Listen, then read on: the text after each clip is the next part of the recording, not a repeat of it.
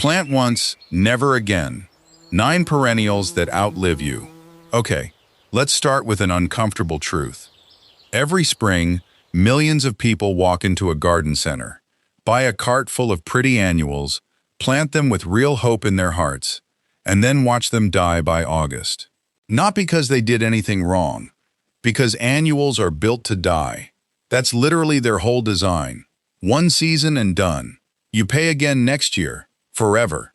Nobody tells you there's another option. An entire category of plants that you put in the ground exactly one time, and then they just stay. They come back. They get bigger. They outlast your car, your roof, possibly your marriage. Some of these plants are still alive and blooming in gardens that were planted before you were born. Today I'm giving you 9 of them. Real ones. Ones that don't quit, don't need babying, and will genuinely still be blooming in that same spot 15, 20, 30 years from now. And stick around for number 6, because that one has honestly outlived actual houses. Quick one before we start. Drop a comment and tell me where you're watching from. I love seeing how far this reaches. Let's get into it. Plant number 1, Peony. If you want a plant that becomes a genuine family heirloom, this is where you start. Peonies produce enormous, ruffled, almost impossibly full blooms in white, pink, red, and coral, with a fragrance that stops people on the sidewalk. Here's the part that matters for today's list. Peonies don't just survive for decades. They resent being moved once they're settled, which tells you everything about their commitment level. There are peony plants in old farmhouse gardens still blooming after 70, 80, even 100 years, with zero replanting. They want full sun, decent drainage, and basically nothing else from you. No fertilizer obsession, no constant watering, no drama. Cold winters actually help them bloom better, since they need a real chill period to set flower buds properly. Peonies are hardy in zones 3 through 8. If you're in a warm winter climate without much chill, look for specific low-chill varieties, because most peonies genuinely need that cold snap to perform. Plant number 2, Hosta. We've talked about hostas before for shade, but today we're talking about their staying power specifically. A well-placed hosta will sit in the same spot, getting quietly bigger and more impressive, for 20+ years without you doing much of anything. The bold architectural leaves in blue-green, gold, and variegated combinations just keep expanding outward year after year. Established hostas are shockingly drought-tolerant once they're settled in. They handle shade that kills most flowering plants. And here's the thing nobody mentions. Hostas are one of the few plants that actually get more valuable with age. A hosta clump you can barely see in year 1 becomes a 4-foot showstopper by year 10. Hardy in zones 3 through 9, hostas cover almost the entire country without complaint. Plant number 3, Hydrangea, specifically the Panicle types. If you want one plant that turns a corner of your yard into something that looks professionally landscaped for decades with almost no upkeep, Panicle Hydrangea is it. These produce massive cone-shaped flower clusters that start white or lime green, shift to soft pink, and finish the season in deep burgundy rust, all on the same plant, all in one season. Panicle hydrangeas are the toughest of the hydrangea family. They tolerate more sun, more cold, more neglect than the finicky mophead types everyone's afraid of. They bloom on new wood, meaning even a hard prune in late winter won't cost you flowers. Established plants can live for 30+ years, growing into genuinely massive, structural shrubs that anchor an entire bed. Hardy in zones 3 through 8, they handle brutal winters that would kill most other flowering shrubs outright. Plant number 4, Daylily. We've mentioned daylilies before, but here's what makes them belong on this specific list. Daylilies don't slowly decline with age like a lot of perennials. They multiply. A single clump planted today becomes 3 clumps in 5 years, and those become 10 clumps in 15 years, all from one initial planting, all for free. There are daylily plantings still going strong from gardens abandoned decades ago, completely untended, just quietly spreading in an empty lot. Full sun or part shade, clay soil or sandy soil, doesn't matter. The only maintenance task is dividing them occasionally if the clump gets too crowded, and that's optional, not required. One caveat: toxic to cats specifically, so keep that in mind if you've got an outdoor cat. Hardy in zones 3 through 9, with some newer varieties pushing into zone 10. Plant number 5, bearded iris. This one has a genuinely wild reputation for outliving everything around it. Bearded iris rhizomes have been dug up from completely abandoned homestead sites, decades after the house itself was torn down, and replanted successfully. That's not an exaggeration. That's a documented thing that happens regularly. The blooms themselves are spectacular, ruffled, almost orchid-like flowers in nearly every color that exists: purple, yellow, burgundy, near black, bicolors. They want full sun and, critically, they want their rhizomes sitting right at or barely below the soil surface, not buried deep. Overplanting is actually the #1 cause of iris failure, not neglect. Once they're happy, they'll clump and rebloom reliably for generations. Hardy in zones 3 through 9, and remarkably indifferent to poor soil.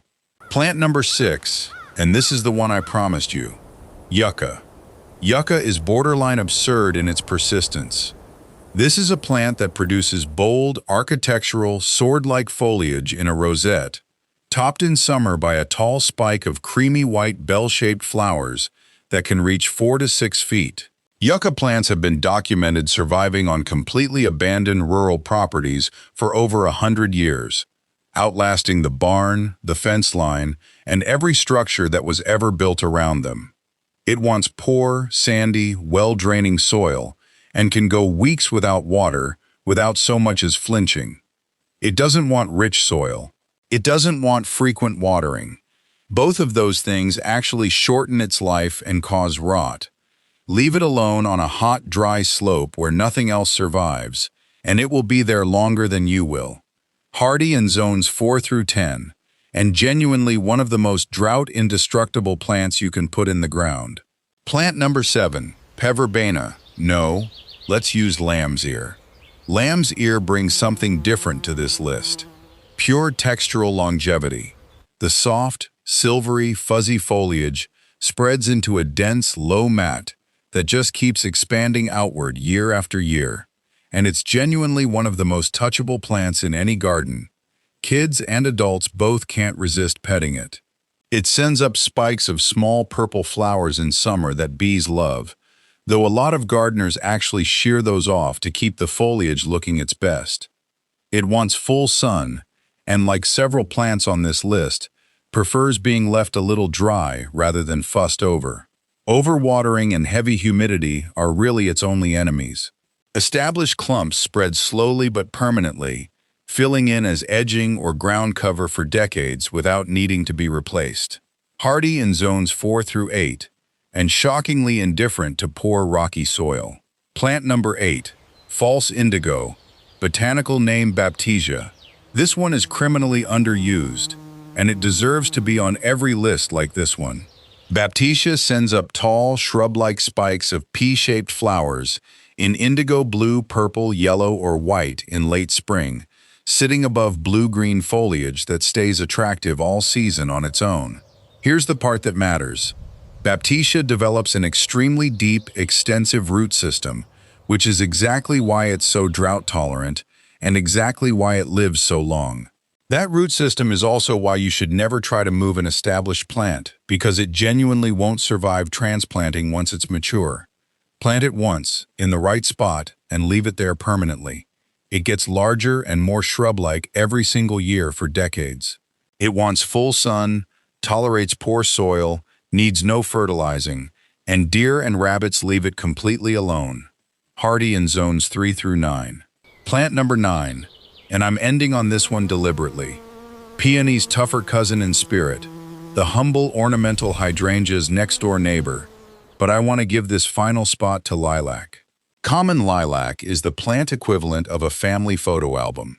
It produces those iconic clusters of fragrant purple, white, or pink flowers in spring that fill an entire yard with scent. And it does this from the same root system for 50, 70, even over 100 years. There are lilac bushes still blooming next to the crumbled foundations of farmhouses that were torn down generations ago, completely untended, just showing up every spring like clockwork. It wants full sun and decent drainage, and honestly, the harder the winter, the better it blooms, since lilacs need real cold to set their flower buds. The only maintenance is an occasional prune right after flowering to keep it from getting overly woody. And that's optional, not required. Hardy in zones 3 through 7, thriving specifically in the cold winter regions that stress out so many other flowering shrubs. So there you have it, 9 perennials that don't just survive, they outlast. For structure and scent that last generations, Peony and Lilac. For shade that gets more valuable every year, Hosta. For a corner that looks professionally landscaped without upkeep, Panicle Hydrangea. For color that multiplies itself for free, Daylily and bearded iris. For the driest, harshest spot in your yard, Yucca. For texture and edging that never needs replacing, lamb's ear. And for structure that quietly gets more impressive for decades, Baptisia. Here's what I want you to actually take from this. You don't need to keep replanting your yard every single spring. You don't need to keep spending money on annuals that die in one season. You need to plant the right things one time, in the right spot, and then get out of their way. Pick 2 or 3 from this list. Plant them this season. And know that you're not just planting a garden. You're planting something that outlasts you. Something someone might inherit one day without even knowing your name. Just knowing that whoever planted this clearly knew what they were doing. If this helped you, there's a lot more where it came from, every single week. Subscribe, hit the bell, and you won't miss it. Drop a comment telling me which of these 9 you're starting with. I read every one. Now go plant something permanent.